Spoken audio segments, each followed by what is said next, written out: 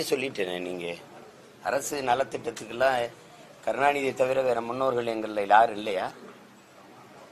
உங்க அப்பாவுக்கு பின்னாடி தான் இங்க நாடு மக்கள்மா, நாங்க இந்த இனமா? சொல்லுங்க, நீங்களே சொல்லுங்க. எங்க முன்னோர்களா மக்களுக்காக சிந்திக்காம என்ன பண்ணாங்க? மக்களுக்கு எதிராக சிந்திச்சு பேசி எழுதிக்கிட்டு இருந்தாங்களா?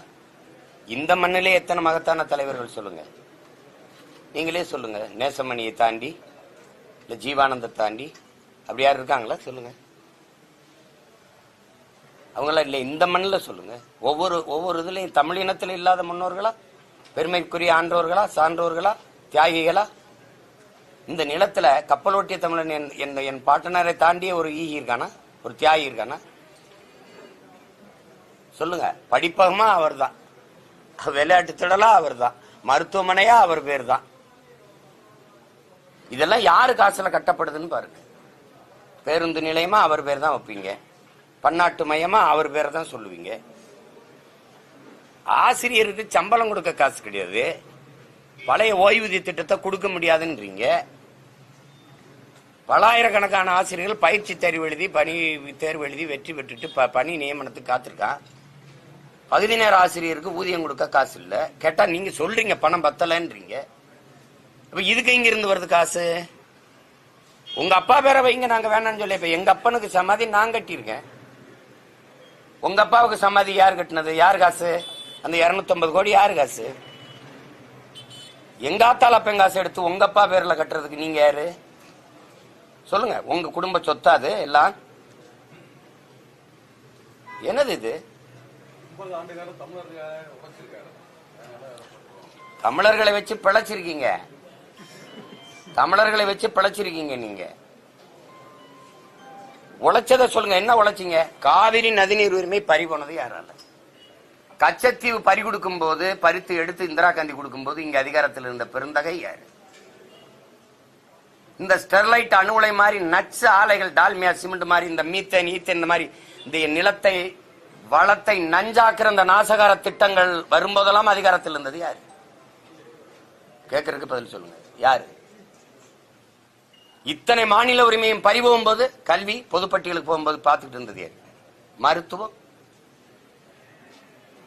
ஒரே நாடு, ஒரே ரேஷன் கார்டு, ஒரே தேர்வு, ஒரே வரிகள்லாம் பார்த்துக்கிட்டு இருக்கிறது யாரு? இது ஒரே நாடா இல்ல பல நாடுகளின் ஐக்கியமா? சொல்லுங்க, நீங்க சொல்லுங்க. India that is Bharat shall be an union of states. அதான அரசியலமைப்பு சொல்லுது. ஆல் இந்திய ரேடியோ தானே, மாநிலங்கள் அவை தானே அது. அப்புறம் எல்லாத்தையும் விட்டுட்டு மாநில உரிமை, அந்த உரிமை, இந்த உரிமை, வெற்று வார்த்தைகளை பேசி பேசி ஏமாத்தி என்ன வச்சிருக்கீங்க நீங்க? சிந்திச்சது என்ன சொல்லுங்க? எல்லாம் துரோகம், துரோகம், திட்டமிட்ட வஞ்சகம், சூழ்ச்சி, துரோகம். சாதி வாரி கணக்கெடுப்பு எடுக்க துப்பு இருந்துச்சா உங்களுக்கு? துணிவு இருந்துச்சா? சமூக நீதி ஏன் பேசுறீங்க? சமூக நீதி பேச தகுதி, அருகதை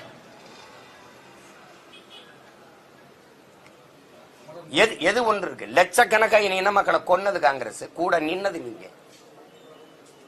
எங்களை நாடற்றவளாக்கி, அழிச்சு ஒழிச்சு, அனாதையை அகதியாக்கி ஓட வச்சது யாரு?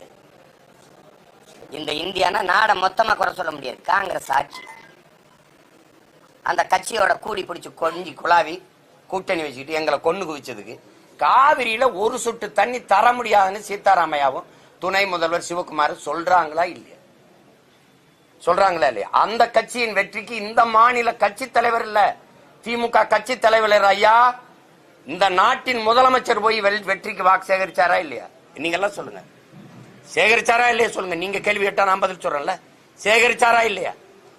இந்த மண்ணின் மக்களுக்கு ஒரு சொட்டு தண்ணி தர முடியாதுன்னு சொல்றவனுக்கு ஓட்டு கேட்க நீங்க யார்? அது என் மாநில முதலமைச்சர் எப்படி கேட்கலாம்? ஒரு சொட்டு தண்ணி தர முடியாத உன்னோட சீட்டும் இல்ல கூட்டும் இல்லடா, உனக்கு ஒரு சீட்டும் இல்ல கூட்டும் இல்லைன்னு சொல்ல ஏன் உங்களுக்கு துணிவு இல்ல? இப்ப எதுக்காக 10 சீட்டு பரிசு கொடுத்து வெல்ல வச்சிருக்கீங்க இந்த காங்கிரஸ்? என்ன கொன்னதுக்கா? 850 பேரை இந்திய கடலுக்குள்ள கொண்டிருக்கான சிங்கள், அது கேள்வி கேட்காது இருந்ததுக்கா? சொல்லுங்க. 400 டிஎம்சி வந்து கொண்டு இருந்ததா இல்லையா காவிரியில இருந்து எனக்கு நதிநீர்? அது யார் ஆட்சியில பறி போச்சு? இவ்வளவு பேர் இருக்கீங்களா, கற்றறிந்த பெருமக்கள் அதிகமா கன்னியாகுமரியில் இருக்காங்கிறாங்க. தமிழ்நாட்டில் இருக்கிற மாநிலங்களே அதிக கல்வியர் பெற்ற மாவட்டம்ங்கிறாங்களே. எல்லாரும் உம்முன்னு உட்காந்துருக்கீங்க. நீங்க கேள்விதான் கேட்பீங்க, பதில் நான் தான் சொல்லணுமா? இதுக்கு தான் தென்னா என்னை வந்து பத்திரிகையாளர் சந்திக்கிறீங்களா? நான் கேள்வி கேட்டாலும் நீங்க சொல்லணும். அது எப்படி இருக்குது? இது இது விலங்கலை. இது சும்மா ஏதாவது சொல்றது. எங்க அப்பா பேரை வைக்காம யாரு பேரை வைக்கிறது அப்படின்னா சும்மா ஒப்புக்கு பேரறிஞர் அண்ணாவாது. அண்ணா வரும்போது அரசியல் மேடையில் தமிழன் இன வரலாறு பேசப்பட்டது, இலக்கியம் பேசப்பட்டது, சிலப்பதிகாரம், மணிமேகலை, இதெல்லாம் அவர் வர்ற காலத்துலதான் அவர் தமிழ் இலக்கியங்கள்லாம் பேசப்பட்டது, வரலாறு பேசப்பட்டது. அந்த பெருந்தகை பேரை கூட நீங்க வைக்கலையே. ஏன்னா நீங்க நிறுவனமயப்படுத்துறீங்க. எங்க அப்பா தான் எல்லாம், அப்படி எங்க பார்த்தாலும் கருணாநிதி அவர்கள் பேர் இருக்கணும். நீங்க கட்டமைக்கிறீங்க. நாளை எங்களுக்கு பின்னாடி வர்ற தலைமுறை ஓ இவர் தான் நீங்க தான் பேசுறீங்களா நவீன தமிழகத்தை உருவாக்கிய சிற்பி அப்படின்னு. என்ன சிற்பி? குடிச்சிட்டு குப்பரை வந்து கிடக்குறான அந்த சிற்பியா? மக்களை பத்தி சிந்திச்சவர் எப்படிங்க டாஸ்மார்க் திறந்தாரு, மதுக்கடையை திறந்தாரு, அப்புறம் மூடணுங்கிறீங்க, மறுபடியும் திறந்தீங்க. ஒரு மாவட்ட ஆட்சியர் சேலத்துல விற்பனை டாஸ்மார்க் சரக்கு விற்பனை மேலாளர்களை கூப்பிட்டு ஏன் வியாபாரம் குறைஞ்சிருச்சு, சரக்கு விற்பனை குறைஞ்சிருச்சுன்னு உட்கார்ந்து விவாதிக்கிறார். அரசு பள்ளியில சேர்ற மாணவர்கள், படிக்க வர மாணவர்களின் எண்ணிக்கை ஏன் குறைஞ்சது, தேர்ச்சி விழுக்காடு ஏன் குறைஞ்சது அப்படின்னு விவாதிச்சிருக்கீங்களா? நீங்க மக்களை பற்றி சிந்திக்கிறீங்க, நாங்க நம்பிடணும். 60 ஆண்டு 75 ஆண்டு கால கட்சி, 60 ஆண்டு கால ஆட்சிக்கு பிறகு வந்து 1000 ரூபாய் எங்க ஆத்தால கொடுத்துக்கிட்டு இருக்கீங்க. ஒரு நாளைக்கு 30 ரூபா காசு. படிக்க போற என் தங்கச்சிக்கு 1000, என் தம்பிகளுக்கு தமிழ் மகன் புரட்சி பெண் விருதுக்கு இந்த காசுக்கு பேரு புரட்சியா? 1000 ரூபாய்க்கு என் தங்கச்சி கையெழுந்துறது வறட்சியா? சொல்லுங்க. இந்த நிலைமையில வச்சுக்கிட்டு ஒருத்தனும் காசு கொடுக்கல. போக்குவரத்து தொழிலாளர்கள் எல்லாம் போராடுறான், எங்களுக்கு எங்க பிடித்த பணத்தை கொடு, என்னுடைய நிலுவைத் தொகை, என்னுடைய பணத்தை கொடுங்க. எங்க அந்த பணம்? டாஸ்மார்க் சரக்கை கூடுதலா விற்பனை செய்ய இந்த தீபாவளிக்கு அதிகப்படியான கூடுதலா ஒவ்வொரு கடையிலையும் விரிவாக்கம் செஞ்சீங்களா இல்லையா? அதை மட்டும் சொல்லுங்க. 3100 கடைக்கு மேல எக்ஸ்ட்ரா டோர் கூடுதலா கதை வச்சு உண்மையே சொல்லுங்க. ஒத்துக்கிறீங்களா இல்ல? மக்களை பற்றி சிந்திக்கிறீங்க நீங்க. என்ன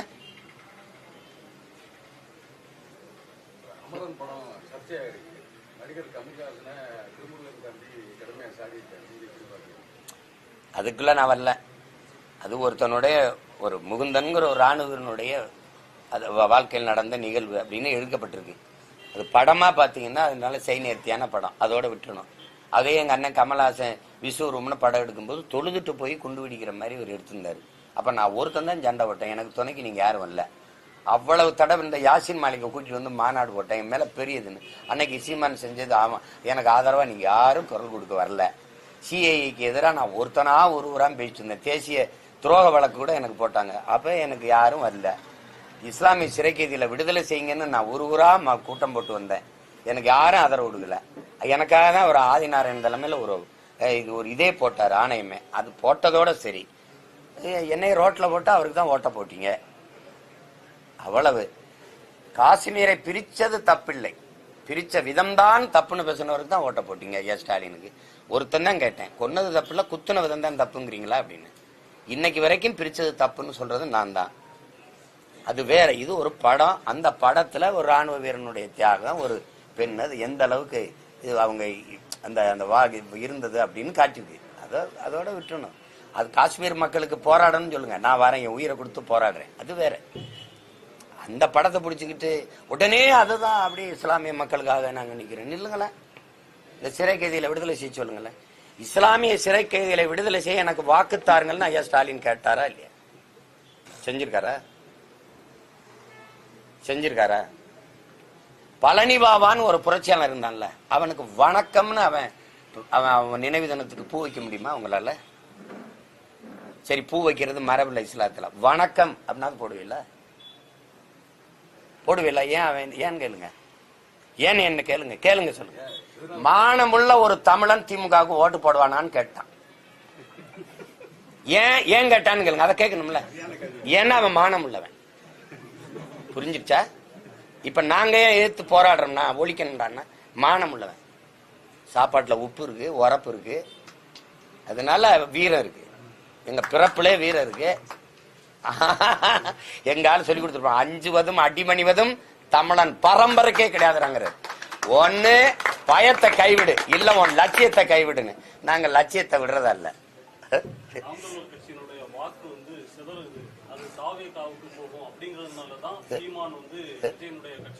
இது சில பைத்தியங்களின் புலம்பல்.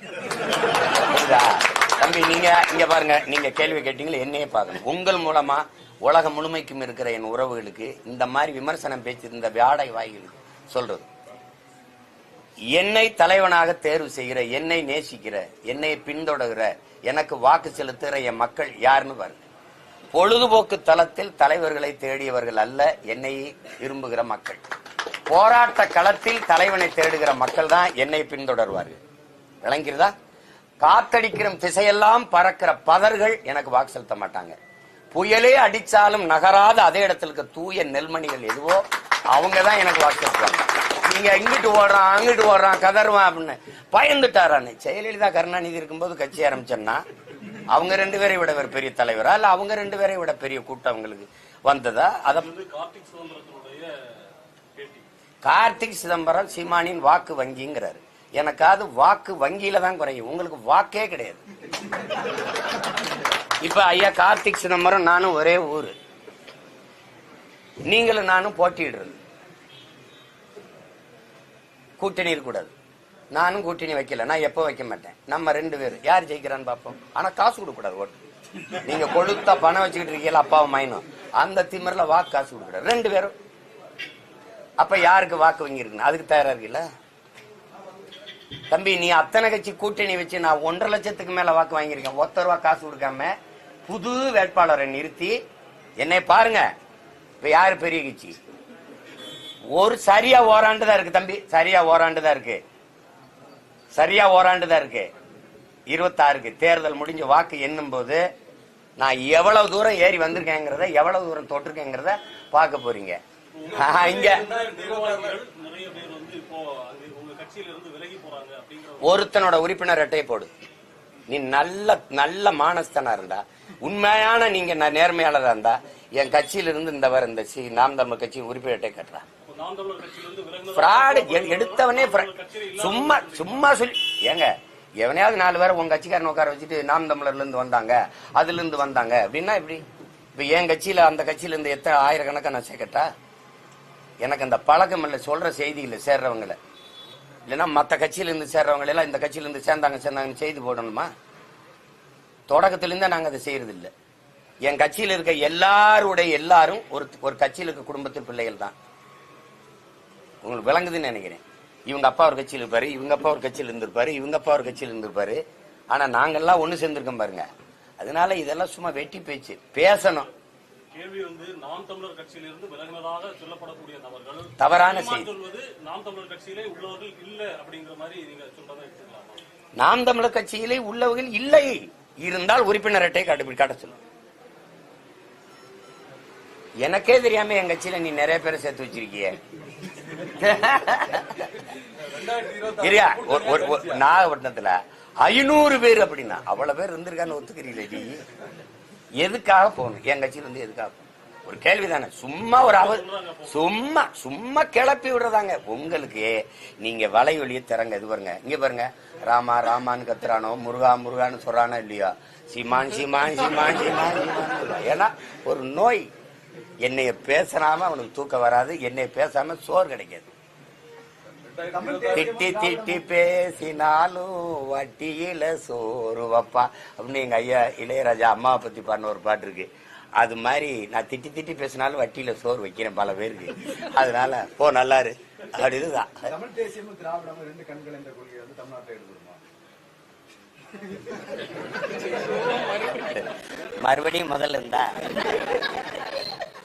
வரலாற்று பகை எங்களுக்கு வரலாற்று பகை. இந்தியன் திராவிடம் 2ம் ஒரு கற்பிதம். அது இல்ல. திராவிடம்ங்கிற சொல்லே சமஸ்கிருத சொல்.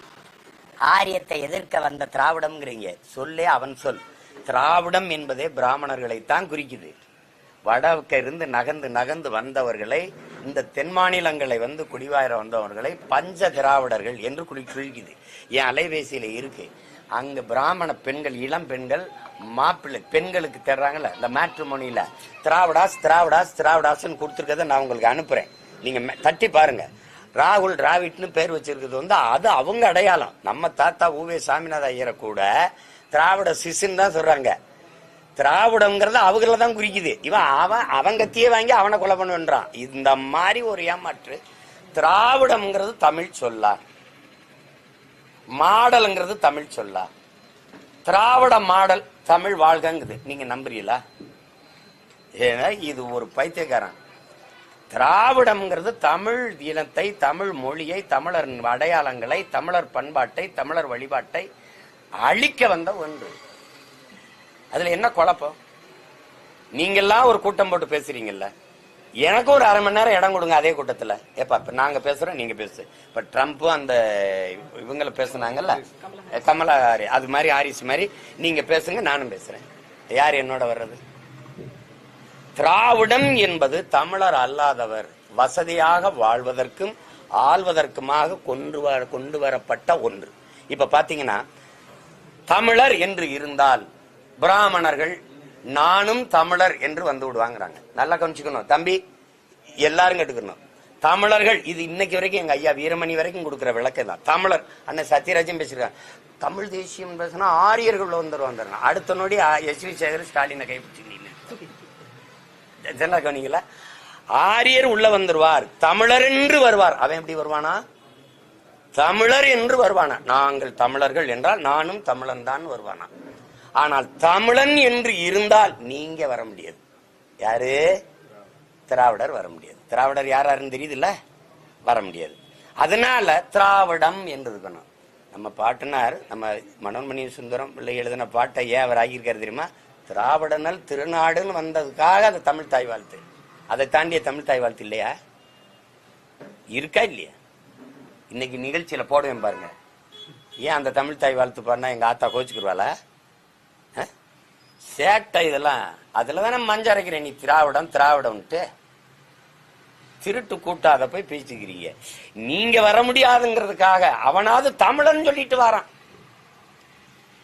இப்ப பாருங்க, யாமறிந்த மொழிகளிலே தமிழ் மொழி போல் இனிதானது எங்கும் காணா. நீங்க சொல்ற பிராமணன் யாரு? நம்ம பாட்டனார் பாரதி பெரியார், ஐயா பெரியார், திராவிட இயக்கத்தினுடைய பிதாமகன், தந்தை. என்ன சொல்றாரு? தமிழ் சனியங்கிறாரு. எப்படி இருக்கு? எப்படி? தமிழ் திருநாடு தன்னை பெற்ற தாய் என்று எங்கள் தாய் என்று கும்பிடடி பாப்பா, அமிழ்தில் இனியதடி பாப்பா, நம்ம ஆண்டவர்கள் தேசமடி பாப்பாங்கிறான். இவங்க திராவிட நாடு எங்க இருக்குது? இப்ப சுடுகாடு கூட இல்ல. எங்க இருக்கு திராவிட நாடு? சும்மா ஏதாவது பேசிட்டு இருக்கிறது.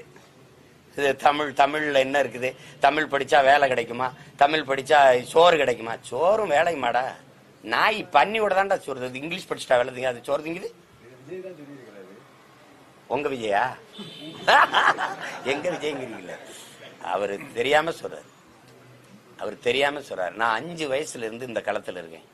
5ஆப்பு படிக்கும்போது இளையான்குடி கடத்தருவுல இருந்து கம்யூனிஸ்ட் கட்சி கொடியை பிடிச்சுக்கிட்டு சிவகங்கை மாவட்ட ஆட்சியர் அலுவலகத்துக்கு விவசாயி போராட்டத்துல பேரணிக்கு போகும்போது சின்ன பையனா கொடி பிடிச்சிட்டு போனது ஞாபகம் இருக்கு. அப்ப இருந்து இருக்கேன். புரியுதா? நான் டீசென்ட் பாலிட்டிஷியன் கிடையாது, டீப் பாலிட்டிஷியன். பாலிஸ்டா பாலிசி செய்யறவன் இல்ல, பாலிடிக்ஸ் செய்யறவன் இல்ல, பாலிடிக்ஸ் செய்யறவன். ரெண்டுக்கு ரொம்ப வேறுபாடு இருக்குது. நெஞ்சு முழுக்க காயம், புரியுதா? வலி. பலாயிரம் ஆண்டுகளா என் முன்னோர்கள் தூக்கி சுமந்து வந்த கனவும் தாங்கிய வலியும் எங்களுக்கு. அதனால சும்மா போட்டு வேடிக்கையா அதுவும் இதுவும் ஒண்ணு அங்கிட்டு இங்கிட்டு மண்ணுன்னு இதை போயிட்டு அலையக்கூடாது. புரியுதா? அது கஷ்டம். நீங்க இப்ப நான் இப்படி பொதுவா கேட்பேன். எல்லாரும் ஒண்ணு, சாதி மதம் மொழி இனம் என்று பிரிக்கிறார்கள். அப்படிதானே? நீங்க சொல்றது மொழி இனம் என்று பிரிக்கிறார். இது எவ்வளவு பெரிய அடிப்படை இல்லாத ஒரு வாதம். முதலில் தோன்றியது மொழி இனமா சாதி மதமா? படிச்சவங்க யாராவது சொல்லுங்க. முதலில் தோன்றியது மொழி இனமா சாதி மதமா? மொழி இனம். ஆதியில் மனிதனின் உழைப்பிலிருந்து தோன்றியது மொழி. அந்த மொழியை பேசக்கூடிய மக்களின் கூட்டம் இனம். ரொம்ப ரொம்ப பின்னாடி ரொம்ப இடை வந்த சாதி எனும் இடர் ஒளிந்தாள்ங்கிறான் நம்ம தாத்தா புரட்சி பாவலாம். அப்ப இடையில வந்த சாதி, இதை எப்படி முன்னாடி போட்டீங்க சாதி மதம்னு? உலகம் முழுமைக்கும் அரசியல் மொழியின் அடிப்படையில் தான் கட்டமைக்கப்பட்டிருக்கு. அது நல்லா விளங்கிக்கணும். அப்ப நீங்க தமிழ் மொழி இனம்னு நீங்க பிரிக்கிறதுனா இங்கிலாந்துல இருந்து அயர்லாந்து ஏன் பிரிஞ்சு? நீ இங்கிலீஷ், நான் ஐரிஷ். பாகிஸ்தான்ல இருந்து பங்களாதேஷ், நீ உருது, நான் வங்காளி. இலங்கையில இருந்து நாங்க தானே, நீ சிங்களன், நான் தமிழன். விளங்குதா? இது விடுதலை போராட்டமா பிரிவினையா? சரி, எப்படியே வேணா விடுங்க. இப்ப நீங்க எல்லாரும் வந்துருச்சு, எல்லாரும் ஒண்ணுதான், பிரிவினையே கூடாது. சரி, நிலம் இந்த மாதிரி இதெல்லாம் பிரிக்க கூடாது. சரி, மொழி என்னம்னு பிரிக்கல. அப்படின்னா நீங்க என்ன பண்ணிருக்கணும்? உலக வெற்றி கழகம்னு ஆரம்பிச்சிருக்கணும். நீங்க ஏன் தமிழக வெற்றி கழகம் ஆரம்பிச்சீங்க? உங்களுக்கு தான் கேரளாவில் ரசிகர்கள் அதிகம், ஆந்திராவில் ரசிகர்கள் அதிகம், தென் மாநிலங்கள் எல்லா இடங்களும் ரசிகர்கள். கேரளாவில் இந்த கட்சி ஆரம்பிச்சிருக்கலாமே. நான் கேட்கறதுக்கு பதில் சொல்லணும். நான் புரியுதா? அப்ப இது எவ்வளவு எப்படி அடிப்படை இல்லாம நீங்க போயிட்டு அலைஞ்சீங்கன்னா எப்படி? தமிழக வெற்றி கழகம்னு ஏன் வைக்கிறீங்க நீங்க? உலக வெற்றி கழகம், அகில உலக வெற்றி கழகம் முடிஞ்சு போச்சு. யாராவது கேள்வி கேட்டா சொல்லுங்க. இருக்குதா இல்லையா அதை சொல்லுங்க. நிலம்னு பிரிக்கிறாங்க, மொழி இனம்னு பிரிக்கிறாங்கன்னா இதுல அகில உலக தானே இருந்திருக்கணும். எங்க வேணாலும் கட்சி ஆரம்பிக்க வேண்டியதானே.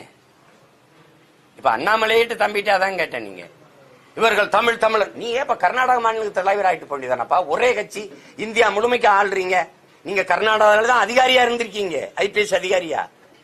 நீங்க அதே மாநிலத்துல போய் மாநில தலைவர் ஆயிருங்களே. நான் அந்த அரசியலை விட்டுறேன், கலைச்சிடறேன், தமிழ் தேசிய அரசியல் தப்புடா அப்படின்னு சொல்லிடுறேன்.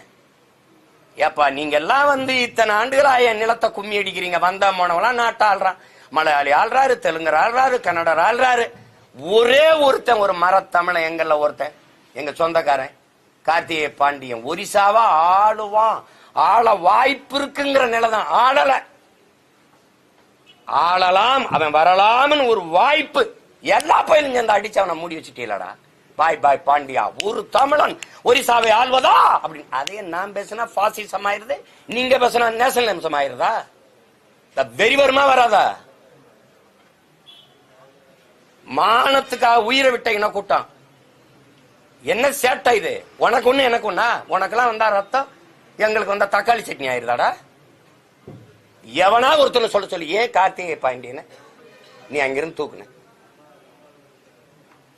பீகார் போனா பீகாரியா பகாரியான்னு நிதிஷ்குமார் பேசுவாரு, ஒண்ணும் பேசுறது இல்ல.